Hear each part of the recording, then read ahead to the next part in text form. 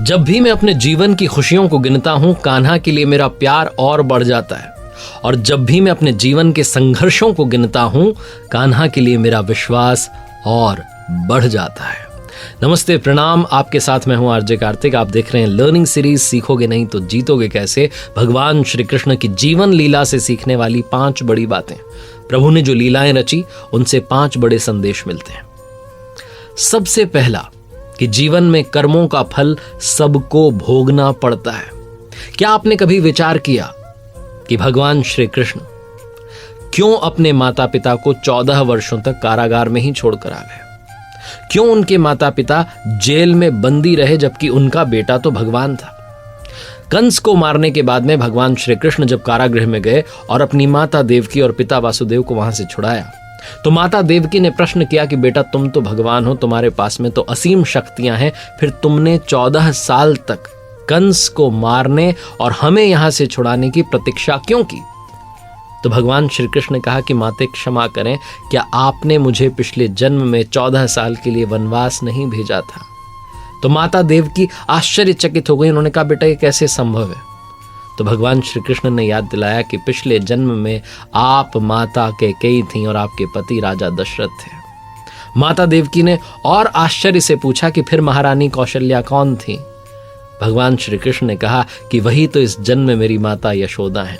14 साल तक जिनको पिछले जीवन में मां के प्यार से वंचित रहना पड़ा, वो प्यार उन्हें इस जन्म में मिला है। हर प्राणी को इस मृत्यु लोक में अपने कर्मों का फल भोगना ही पड़ता है। इस बात को याद रखिएगा। दूसरी बड़ी बात जो हमें समझ लेनी चाहिए कि प्रभु वो करते हैं जो हम नहीं कर सकते। दुर्योधन सभी पांडवों को मार देना चाहता था। उसने लाक्षागृह में पांडवों को मारने की योजना बनाई थी और लाक्षागृह के उस षड्यंत्र से बचकर के पांडव निकल गए थे और वेश बदल करके वो जंगल में रह रहे थे। उस समय राजा द्रुपद ने अपनी बिटिया, अपनी बेटी राजकुमारी द्रौपदी का स्वयंवर रखा और इस आयोजन में पांडव भी ब्राह्मण के वेश में वहां पहुंच गए। उस स्वयंवर में भगवान श्री कृष्ण भी वहां थे और ब्राह्मणों के रूप में जब पांडव आए तो भगवान श्री कृष्ण ने उन्हें पहचान लिया। स्वयंवर में शर्त रखी गई थी कि योद्धा को भूमि पर जो रखा हुआ है पात्र, उसमें जो पानी भरा हुआ है, उस पानी में देख करके जो छत पर घूम रही है मछली, उसकी आंख पर निशाना लगाना है। जो योद्धा ये शर्त पूरी कर देगा, उससे द्रौपदी का विवाह तय होना था। और जब अर्जुन इस प्रतियोगिता में शामिल होने पहुंचे तो भगवान श्री कृष्ण ने उन्हें समझाया कि मछली की आंख में निशाना कैसे लगाना है। पूरी की पूरी विधि जो है भगवान श्री कृष्ण ने अर्जुन को समझा दी। तो अर्जुन ने हंस करके कहा कि अगर सब कुछ मुझे ही करना है तो आपकी क्या आवश्यकता है? भगवान श्री कृष्ण ने कहा कि तुम सिर्फ वो करो जो तुम्हारे वश में है और मैं वो करूंगा जो तुम्हारे वश में नहीं है। अर्जुन ने कहा, वो क्या है? तो भगवान ने कहा कि मैं हिलते हुए पानी को स्थिर कर दूंगा ताकि तुम्हें निशाना लगाने में परेशानी ना हो। तुम सिर्फ बेहतर से बेहतर करने का प्रयास करना। अर्जुन ने वही किया और मछली की आंख में निशाना लगा दिया। हमें बेहतर से बेहतर प्रयास करने चाहिए और याद रखना चाहिए कि प्रभु वो करते हैं जो हम नहीं कर सकते। कुछ फैक्टर्स हमारे हाथ में नहीं है, उनको प्रभु के ऊपर छोड़ देना चाहिए। अगर आपकी भक्ति सच्ची है तो वो भी हो जाएगा जो आपको इम्पॉसिबल लगता है।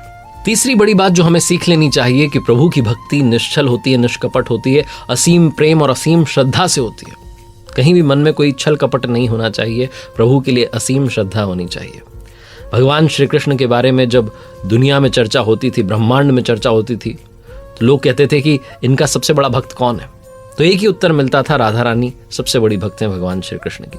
हर कोई इस बात से सहमत था, लेकिन नारद जी को लगता था कि ये बात सही नहीं है। नारद जी को लगता था कि मैं सबसे बड़ा भक्त हूं, राधा रानी कैसे सबसे बड़ी भक्त हो सकती हैं?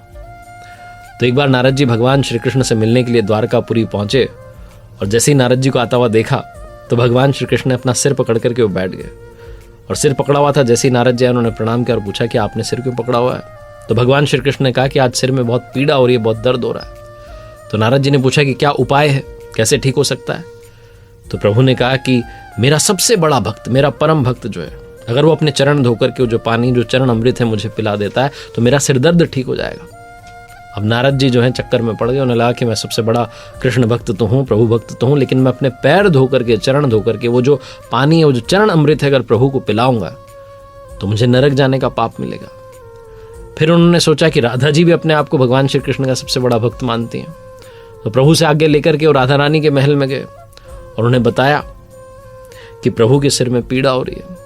राधा जी ने एक क्षण का विलंब नहीं किया, उन्होंने अपने चरण धोकर के जो अमृत था, जो पानी था, उसे एक कटोरी में ला करके दिया। नारद जी को कहा कि आप लेकर के जाइए। मुनिवर, मैं नहीं जानती कि मैं भगवान श्री कृष्ण की कितनी बड़ी भक्त हूं, लेकिन मैं अपने प्रभु को पीड़ा में नहीं देख सकती। राधा जी ने जब ये बात कही, जो सच्ची भक्ति के भाव उन्होंने सुने, तो नारद जी ने भी प्रणाम किया और कहा कि आप ही प्रभु की सबसे बड़ी भक्त हैं। और प्रभु श्री कृष्ण ने ये जो लीला रची है, ये सिर्फ और सिर्फ मुझे संदेश देने के लिए रची है कि जो भक्ति है वो संपूर्ण भाव, संपूर्ण श्रद्धा से होती है। चौथी बड़ी लर्निंग जो कि भगवान श्री कृष्ण के उस नाम से हमें मिलती है, जिसका नाम है रणछोड़ दास। कहते हैं कि भगवान श्री कृष्ण ने रण छोड़ दिया था एक बार, और ये लर्निंग मिलती है कि जीवन में कभी भी अनावश्यक अपनी ताकत का जो है लोगों के सामने दिखावा नहीं करना चाहिए। भगवान श्री कृष्ण चाहते तो सब कुछ कर सकते थे, लेकिन उन्होंने अनावश्यक अपनी ताकत का कभी भी प्रदर्शन नहीं किया। महाभारत में भी वो सारथी बने, योद्धा नहीं बने। अर्जुन से कहा कि तुम्हारा युद्ध है, तुम्हें ही लड़ना होगा, और एक बार तो उन्होंने रण छोड़ दिया था। भगवान श्री कृष्ण का जन्म हुआ था कंस का वध करने के लिए, और ये जो पृथ्वी लोक है इसको अत्याचारों से, कंस के अत्याचारों से मुक्त कराने के लिए। और जब वो किशोर अवस्था में थे तभी उन्होंने वो गोकुल से मथुरा आया और दुष्ट कंस का वध कर दिया। कंस की मृत्यु से दुखी हुए उसके जो श्वशुर थे जरासंध, उन्होंने एक बड़ी सेना लेकर के आक्रमण कर दिया। और जरासंध जब आया तो उसके साथ में शिशुपाल और काल यवन जैसे और शक्तिशाली राजा थे, वो सब आ गए। और जैसे इन्हें मालूम चला भगवान श्री कृष्ण को और बड़े भैया बलराम को, तो इस युद्ध को टालने के लिए और जो निर्दोष नागरिक थे उनकी जान बचाने के लिए प्रभु ने अपनी लीला रची, और रातों रात जो वहां के नागरिक थे उनको एक नई नगरी समुद्र के किनारे द्वारिका बसा करके वहां जो है सीधा भेज दिया। अगले दिन जब जैसे ही भोर हुई और जैसे ही वो युद्ध प्रारंभ हुआ, तो जरासंध जो कि कंस का ससुर था वो आया, उसके साथ में बाकी के राजा आए, और इन दोनों भाइयों को मारने के लिए जब उन्होंने शस्त्र उठाए तो दोनों भाई रण छोड़ करके भागने लगे, और उनके पीछे जरासंध और काल यवन जो राजा थे भागने लगे। काल यवन जो था वो बड़ा निर्भीक था, बड़ा निडर था, क्योंकि उसे देवताओं का वरदान मिला हुआ था कि उसकी हत्या किसी अस्त्र से, शस्त्र से नहीं होगी। ऐसे में से लग रहा था कि उसे तो कोई मार ही नहीं पाएगा। तो भगवान श्री कृष्ण का पीछा करते करते वो एक गुफा में जा पहुंचा। उस गुफा में राजा मुचुकुंद जो है वो सोए हुए थे, जिन्हें इंद्रदेव ने वरदान दिया हुआ था कि जो भी इनको उठाएगा, अगर नींद में इनको जो है इनके व्यवधान डालेगा तो व्यवधान जैसे ही डालेगा, और जिसने भी इनको उठाया, नींद से जगाया बेवजह, उसको जैसे ही देखेंगे वो जल करके भस्म हो जाएगा। तो भगवान श्री कृष्ण ने वहां अपनी दूसरी लीला रची। जो मुचुकुंद सोए हुए थे उनके ऊपर भगवान श्री कृष्ण ने अपना पीताम्बर डाल दिया और खुद छुप करके बैठ गए। काल यवन जैसे ही वहां पहुंचा तो उसे लगा कि भगवान श्री कृष्ण जो है सोए हुए हैं, तो उठाने के लिए उसने एक लात मारी, और जैसे ही निद्रा खुली राजा मुचुकुंद की, उन्होंने जैसे ही देखा काल यवन को, इंद्रदेव का वरदान था, काल यवन जल करके भस्म हो गया। और उसके बाद राजा मुचुकुंद को भगवान ने अपने चतुर्भुज रूप में दर्शन दिया और मोक्ष का उनको वरदान दे दिया। जो जरासंध था उसको भी उन्होंने भीम के द्वारा उसका वध करवाया। तो भगवान श्री कृष्ण ने यहाँ पर 2-3 बातें और समझाई कि देवताओं के वरदान का भी उन्होंने मान रखा, और युद्ध से भाग करके उन्होंने बताया कि निर्दोष नागरिकों की भी जान बचाई जा सकती है, और बेवजह अनावश्यक अपनी ताकत का प्रदर्शन नहीं करना चाहिए। और 5वीं बड़ी लर्निंग जो कि मिलती है, मद से दूर रहना चाहिए, यानी कि ईगो से, अहंकार से दूरी बना के रखनी चाहिए। भगवान श्री कृष्ण की एक रानी जिनका नाम था सत्यभामा, और भगवान श्री कृष्ण एक बार उनके साथ सिंहासन पर विराजमान थे, और उनके आसपास ही गरुड़ जी थे, सुदर्शन चक्र था, बहुत तेज जो है दिखाई पड़ रहा था। तो पास में बैठी हुई सत्यभामा ने भगवान श्री कृष्ण से बातों बातों में प्रश्न किया कि हे प्रभु, जो आपने त्रेता युग में राम अवतार लिया था तो आपकी पत्नी सीता थी, क्या वो मुझसे भी अधिक सुंदर थी? तो भगवान समझ गए कि इनको घमंड हो चुका है, अहंकार आ चुका है। तब गरुड़ जी ने कहा कि प्रभु, क्या कोई मुझसे भी तेज उड़ सकता है, तीव्र उड़ सकता है? सुदर्शन चक्र भी चुप नहीं रहा। उसने कहा कि प्रभु, क्या मैंने आपको इतने युद्धों में विजय दिलाई है, क्या मुझसे भी कोई शक्तिशाली है? तो भगवान श्री कृष्ण तो समझ गए कि तीनों को जो है अहंकार हो चुका है। तो उन्होंने कहा कि एक काम कीजिए, आप हनुमान जी के पास जाइए और उनसे कहना कि उनके जो प्रभु हैं श्री राम और माता सीता वो प्रतीक्षा कर रहे हैं। इसके बाद प्रभु ने सत्यभामा जो रानी थी उनसे कहा कि आप माता सीता के रूप में तैयार रहिए, और स्वयं उन्होंने प्रभु श्री राम का अवतार ले लिया। और सुदर्शन चक्र से कहा कि आप जो द्वार है, मुख्य द्वार, वहां पर पहरा दीजिएगा, बिना मेरी आज्ञा के कोई भी प्रवेश नहीं करना चाहिए। जब गरुड़ जी पहुंचे हनुमान जी के पास और उनसे कहा कि प्रभु का संदेशा है, प्रभु श्री राम माता सीता आपकी प्रतीक्षा कर रहे हैं, तो हनुमान जी ने कहा गरुड़ जी को कि आप चलिए, मैं आता हूं। अब गरुड़ जी को लग रहा था कि वृद्ध हो गए, ये कहाँ आएंगे मुझसे पहले, मैं ही पहले पहुंचूंगा। तो जैसे ही वो पहुंचे तो जाकर के देखा कि हनुमान जी तो उनसे पहले ही द्वारका में पहुंच चुके हैं और प्रभु श्री राम के चरणों में बैठे हैं। गरुड़ जी का जो घमंड था टूट गया। तो प्रभु ने पूछा हनुमान जी से कि तुम महल में प्रवेश कैसे कर पाए, क्या आपको मुख्य द्वार पर सुदर्शन चक्र ने रोका नहीं?